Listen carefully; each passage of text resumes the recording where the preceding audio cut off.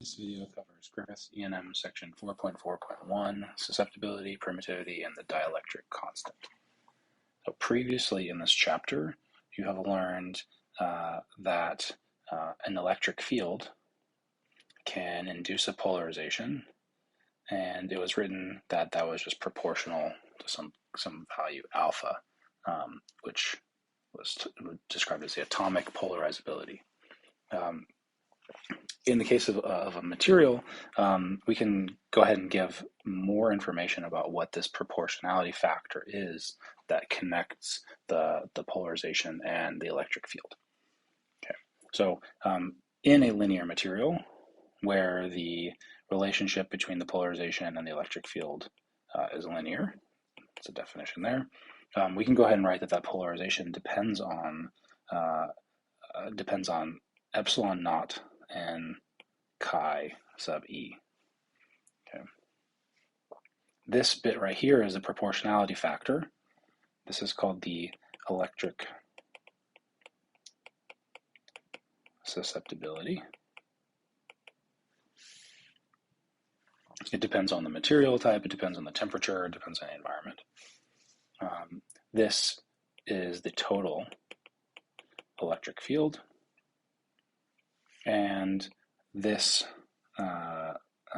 permeability is the vacuum permeability, and this is thrown in there to make the dimensions correct here. Okay. So let's see what we can do with that. Okay. So in a linear dielectric, the best strategy to find any sort of field is to calculate our D field, which we have previously defined as being epsilon naught, our electric field, plus our polarization. Now with our new definition of the polarization, we can write that that's epsilon naught E plus epsilon naught chi E electric field, and therefore that is epsilon naught 1 plus chi E electric field, and we can write that bit here as epsilon, not epsilon naught, but epsilon. So that is the permittivity, not of free space anymore, but of whatever material we're talking about the electric field inside. Okay. And you can check that as you are in a vacuum, my chi E goes to 0, and therefore my epsilon goes to epsilon naught. Okay.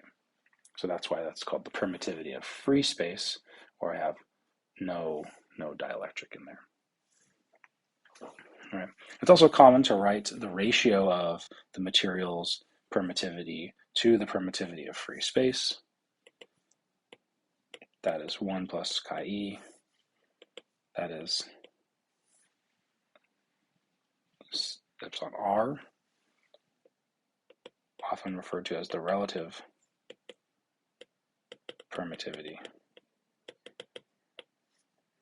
or the dielectric constant. All right. So that's the language that we need to use. Now let's do a problem. We're going to go ahead and do example 4.5.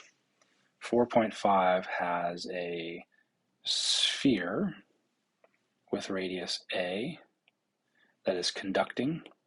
All right, conducting.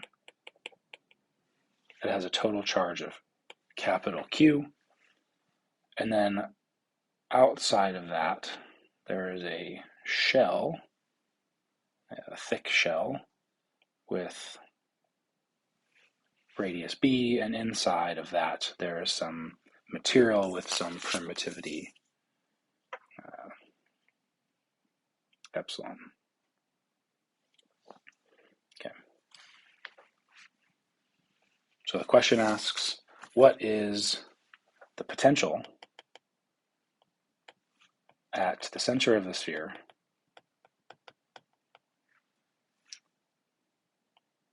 with respect to infinity. Okay. Now, I didn't say this yet, but this is assumed that this material has a linear dielectric constant, sigma. Okay. All right, so to get the potential, we need to find the electric field, and Griffiths has a nice way of showing you that that can be a very complicated circular argument that you'll never solve, except if you go ahead and try to find the D field instead.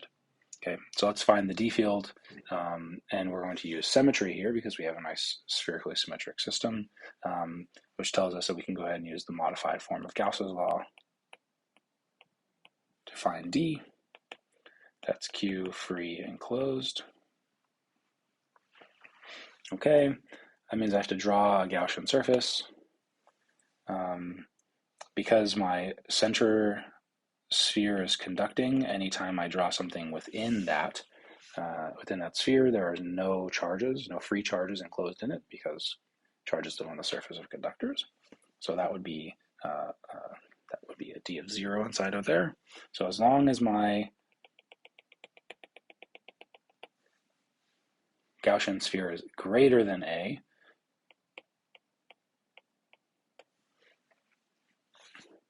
I can go ahead and write that this is 4 pi r squared is Q, and therefore D is equal to Q over 4 pi r squared in the r hat direction. Now notice I could have drawn my Gaussian sphere out here. That doesn't change the amount of free and closed charge that I have. The only one that is not going to be the same is drawing inside of that conductor. Okay. So for regions less than A, my D field is equal to 0. Now what is my E field? Well, we can use the expression that we created on the last slide and say, well, now that we know what their D field is, we can go ahead and calculate our A field, knowing that D is equal to epsilon E, and therefore our electric field for these regions right here is Q over 4 pi epsilon r squared r hat, and when I'm outside of that, I have Q over 4 pi epsilon naught 1 over r squared r hat. All right, now we have left the dielectric and we are back into free space. That's the difference in those electric fields. Okay, so back to that. What is my electric field? Well, my electric field, because of this argument here, must also be 0, right? That's what we already knew that, but that's good that that's consistent. Okay. So now we have our electric fields in all of space. We have it for inside, outside, and in between. And we can go ahead and calculate the potential as the integral from infinity to 0 of E dot dl, which is negative infinity to B, Q over 4 pi epsilon naught 1 over r squared dr, minus B to A, Q over 4 pi epsilon, because now I'm inside, 1 over r squared dr, and then from A to 0, 0. All right.